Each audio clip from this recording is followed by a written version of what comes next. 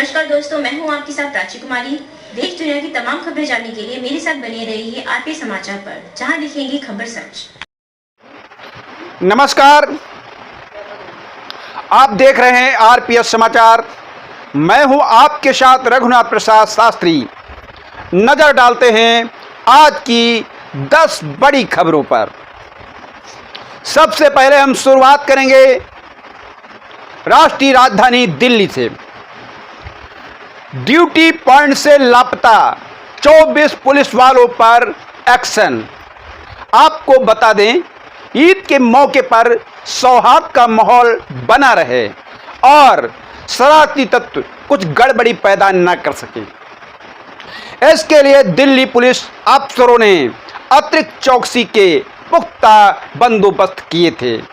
खासकर संवेदनशील इलाकों विशेष सतर्कता रखी गई। हालांकि 24 पुलिस वाले अपनी ड्यूटी वाली जगहों पर नदारद पाए गए। खबर विस्तार से।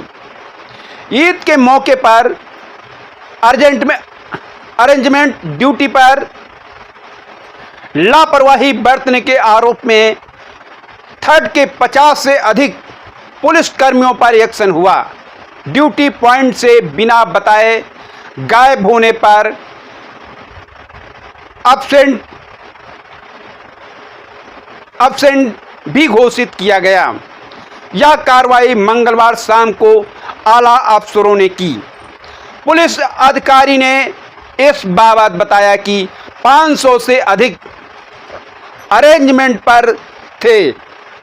उनमें से 24 ड्यूटी पॉइंट पर अब्सेंट पाए गए। हालांकि अफसर ने सस्पेंड की बात से इनकार किया। इन जवानों की ड्यूटी सदर बाजार जैसे संवेदनशील इलाके में मंगलवार सुबह लगाई गई थी। पुलिस सूत्रों के मुताबिक ईद के मौके पर सौहार्द का माहौल बना रहे और शरारती तत्व कुछ गड़बड़ी पैदा न कर सकें, इसके लिए दिल्ली पुलिस अफसरों ने अतिरिक्त चौकसी के पुख्ता बंदोबस्त किए थे। खासकर संवेदनशील इलाकों विशेष कर सतर्कता रखी गई। इसी कड़ी में नॉर्थ दिल्ली के सदर बाजार थाना इलाके में ईद की नमाज को देखते हुए लोकल पुलिस के अलावा 3rd बटालियन की एक कंपनी को लगाया गया था। इन्हें ड्यूटी पॉइंट दिए गए थे।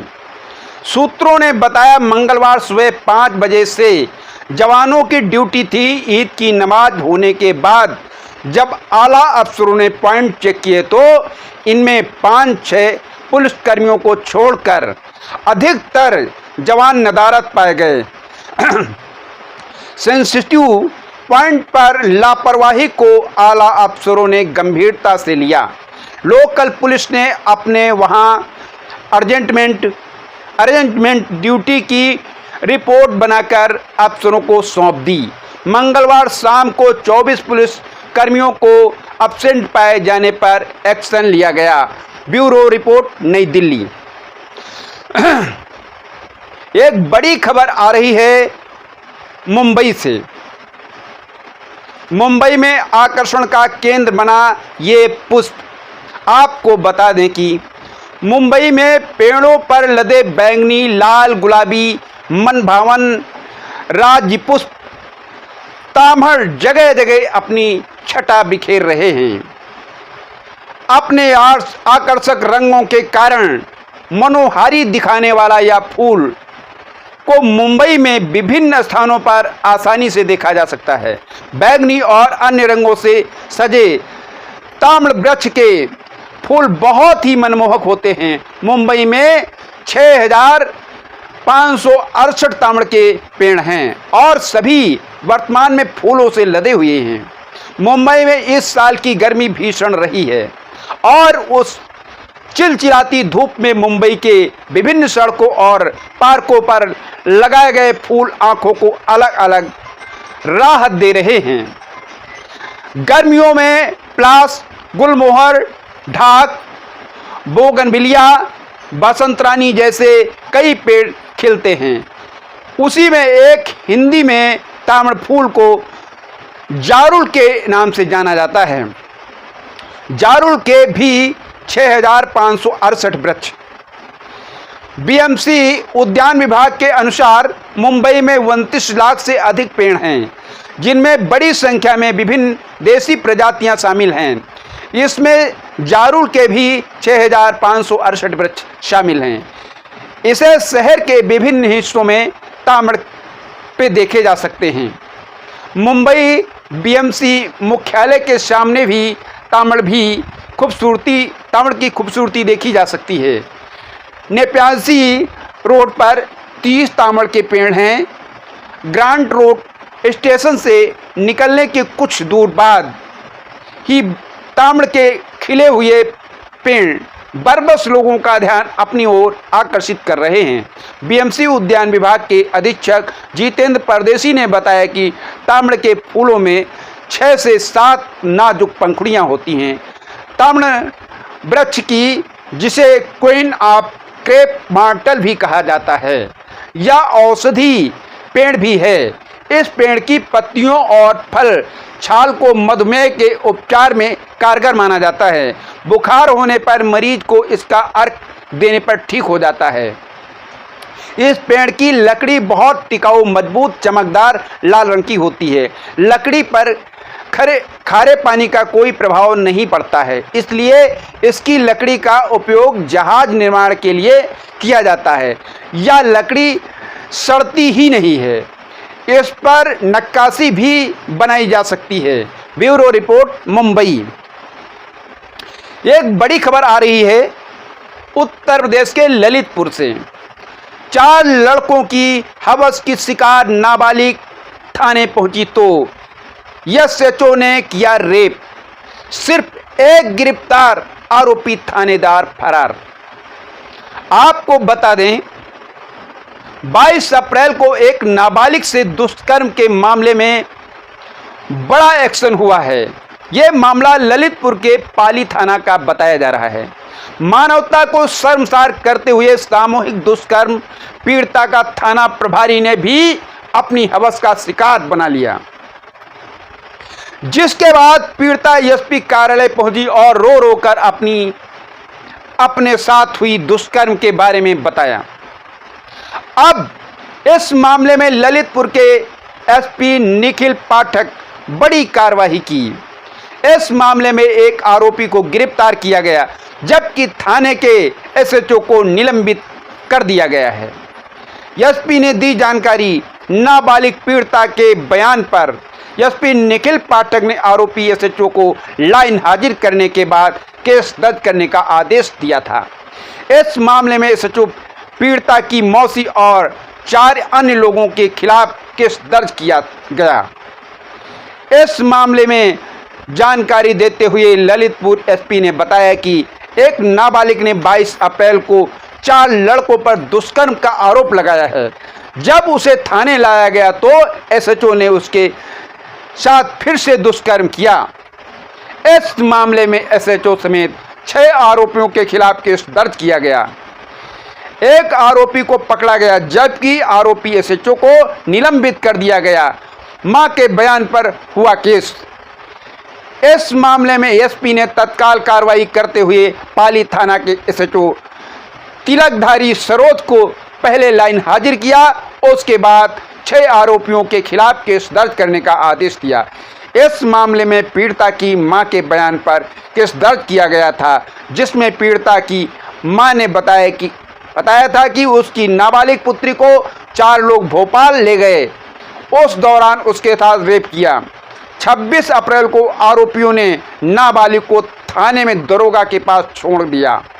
दरोगा ने उसे उसकी मौसी के पास छोड़ दिया था। Bureau report, Lalitpur. एक बड़ी खबर आ रही है उत्तर प्रदेश की राजधानी लखनऊ से। लखनऊ जिलाधिकारी ने दिखाई मानवता। हादसे में घायल रिक्शा चालक को अपनी गाड़ी से पहुंचाया अस्पताल। प्रशासनिक और पुलिस अधिकारियों की संवेदनशीलता की खबरें तो आए दिन चर्चा में रहती ही हैं, मगर मंगलवार को एक ऐसा भी वाकया देखने को मिला कि जब तहसील उद्घाटन से लौट रहे जिलाधिकारी अभिषेक प्रकाश ने दुर्घटना में घायल 2 लोगों को अपना काफिला रुकवाकर इलाज के लिए अस्पताल पहुंचाकर संवेदनशीलता की मिसाल पेश की। डीएम अभिषेक प्रकाश सरोजनी नगर तहसील के नए भवन के लोकार्पण के लिए गए थे। वहां से लौटते समय कैंट स्थित मरी माता मंदिर अहियामऊ के पास उनको एक रिक्शा उल्टा पड़ा दिखाई दिया। रिक्शा चालक और सवारी भी पास में लुहलुहान हालत में पड़े हुए थे। मौके पर काफ़ी भीड़ थी, जिसको देखते हुए जिलाधिकारी ने अपनी गाड़ी को तत्काल रुकवाया। प्रोफेशनल कोर्सों में दाखिले के लिए 10 कॉलेज जुड़े। जानिए किस संस्थान में मिलेगा प्रवेश का मौका। जिलाधिकारी तुरंत अपनी गाड़ी से उतरे और दोनों घायल व्यक्तियों का हाल लिया। दोनों घायल व्यक्तियों में एक का नाम धनीराम निवासी मोहनगंज कैंट रोड और दूसरा गुड्डू निवासी पुराना किला था। उन्होंने दोनों को अपने एस्कॉर्ट की गाड़ी से ही सिविल अस्पताल भेजा। डीएम ने अस्पताल के डॉक्टरों से ही बात कर तत्काल दोनों का इलाज करने के निर्देश दिए। डीएम ने दोनों घायलों को आर्थिक मदद देने का भी आश्वासन दिया। मीडिया से बातचीत में डीएम ने कहा कि रिक्शा बुरी तरह से क्षतिग्रस्त हो गया है, जिसके कारण चालक का जीवन यापन मुश्किल होगा। इसको देखते हुए उसको ई रिक्शा देने की व्यवस्था की जा रही है ताकि वह अपनी गृहस्थी चला सके। Bureau report, Lucknow. एक बड़ी खबर और आ रही है लखनऊ से। कैंट में तैनात आईएएस अफसर को सीएम योगी ने किया सस्पेंड। जानिए क्या है वजह। कैंट में तैनात आईएएस अफसर को सीएम योगी ने बुधवार को सस्पेंड कर दिया है। भ्रष्टाचार के खिलाफ जीरो टॉलरेंस की नीति पर चलते हुए सीएम योगी आदित्यनाथ ने गाजियाबाद के पूर्व जिलाधिकारी निधि केसरवानी को निलंबित कर दिया है। लखनऊ में भ्रष्टाचार के खिलाफ जीरो टॉलरेंस की नीति पर चलते हुए सीएम योगी आदित्यनाथ ने गाजियाबाद की पूर्व जिलाधिकारी निधि केसरवानी को निलंबित कर दिया है। साथ ही विभागीय कार्रवाई शुरू करने के निर्देश दिए हैं। भारत सरकार को पत्र लिखा है। ध्यान देने वाली बात यह है कि निधि केसरवानी इस समय भारत सरकार के स्वास्थ्य विभाग में बतौर डिप्टी सेक्रेटरी काम कर रही हैं। Bureau report, Lucknow. एक बड़ी खबर आ रही है उत्तर प्रदेश के उन्नाव से। विवाहिता की मौत, मायके पक्ष ने किया हंगामा। सदर कोतवाली क्षेत्र के चौरा गांव में विवाहिता का ससुराल में फंदे से लटका मिला। मृतका के परिजनों ने ससुरालियों पर दहेज के लिए हत्या करने का आरोप लगाकर 5 घंटे तक हंगामा किया। पुलिस के रिपोर्ट दर्ज कराने के बाद ही शव उठाने दिया।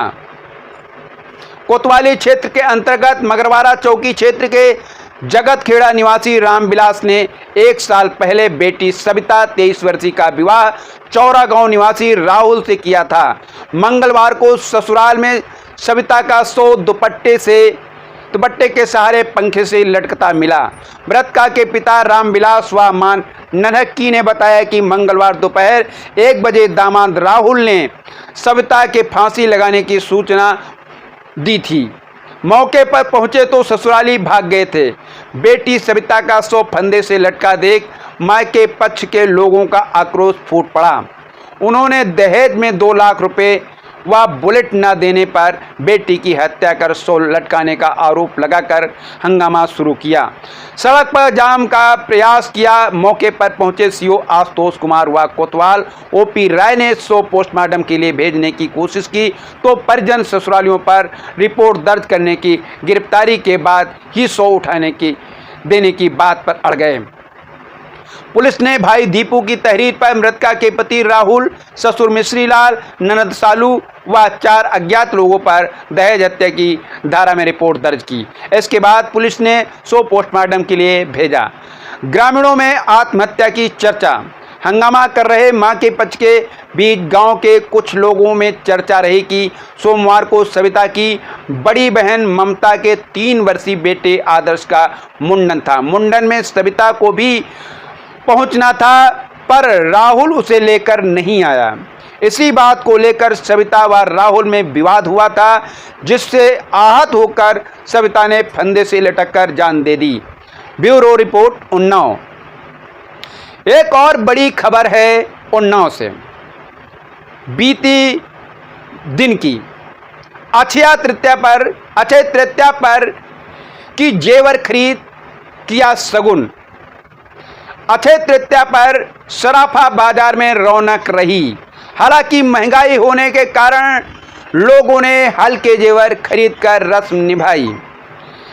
अक्षय तृतीया पर गहनों की खरीदारी का विशेष महत्व माना जाता है।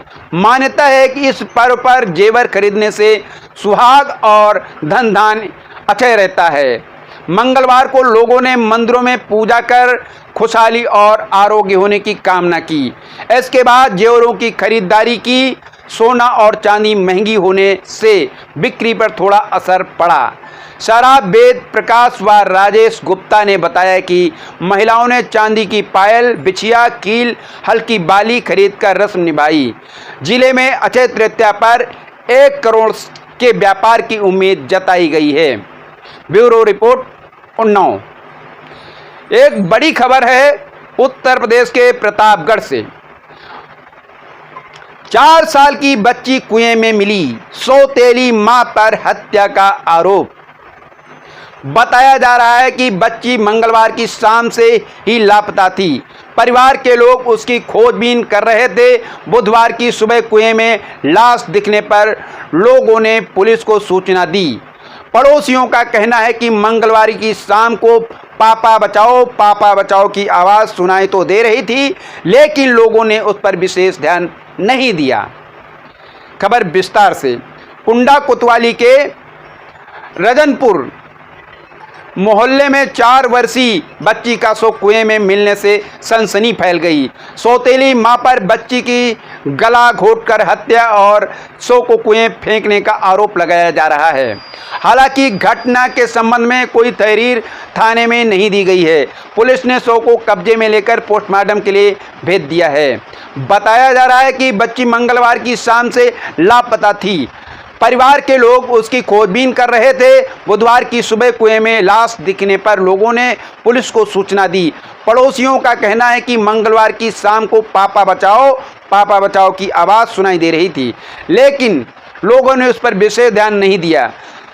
संभवतः बच्ची की हत्या कर कुएं में शव फेंका गया है। बच्ची का नाम भजन काव्यांजलि है। पिता दिनेश सरोज ने दूसरी शादी की है। बच्ची की मां 1 साल पहले पति और बच्ची की छोड़कर चली गई थी।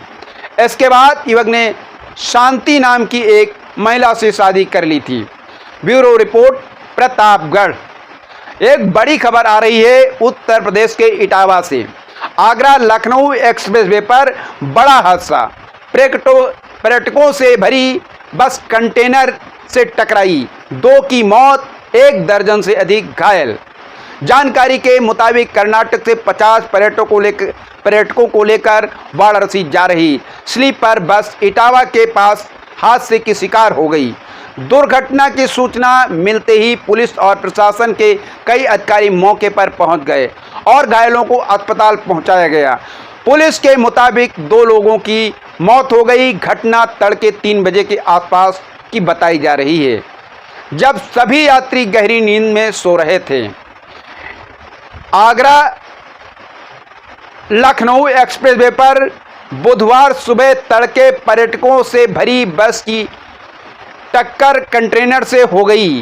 इस हादसे में 2 पर्यटकों की मौत हो गई, जबकि 1 दर्जन से अधिक घायल हो गए। हादसा चौबिया इलाके में 113 चैनल पर गोपालपुर गांव के पास हुआ। सभी पर्यटक कर्नाटक के बताए जा रहे हैं, जो कि दिल्ली, मथुरा, आगरा होते हुए अयोध्या और काशी घूमने जा रहे थे। सभी घायलों को सैफई मेडिकल कॉलेज में एडमिट कराया गया है। पुलिस ने दोनों शवों को पोस्टमार्टम के लिए भेज दिया है।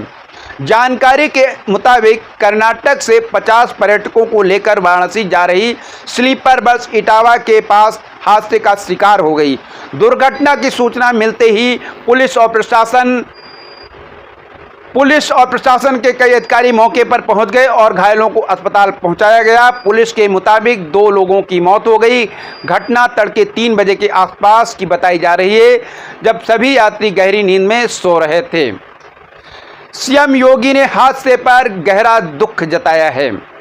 मुख्यमंत्री योगी आदित्यनाथ ने इटावा सड़क हादसे पर दुख जताते हुए घायलों को समुचित इलाज के लिए निर्देश दिए हैं। उन्होंने अधिकारियों से कहा है कि घायलों का इलाज करवाया जाए। Bureau report Etawah. एक बड़ी खबर आ रही है पंजाब प्रांत से। जालंधर में तेज हवाओं के साथ भारी बारिश शुरू, कम हुई गर्मी की तपिश। खबर विस्तार से। पंजाब में बुधवार को मौसम बदल गया। बुधवार दोपहर में जालंधर में तेज हवाओं के साथ भारी बारिश हुई। इससे तापमान में भारी गिरावट आई और लोगों को भीषण गर्मी से राहत मिली। वहीं पटियाला में बरसात के साथ ओलावृष्टि की भी खबर है। Bureau report Punjab. आज के लिए बस इतना ही। आरपीएस समाचार पर लगातार बने रहें देश दुनिया की तमाम खबरें जानने के लिए। चैनल को लाइक और शेयर करना ना भूले, आइकन बेल दबाना बिल्कुल ना भूले, जिससे प्रत्येक जानकारी आपको सबसे पहले मिल सके, जैसे कि प्रत्येक दिन का राशिफल, प्रत्येक पर्व का आर्टिकल, नई और ताजी खबरें।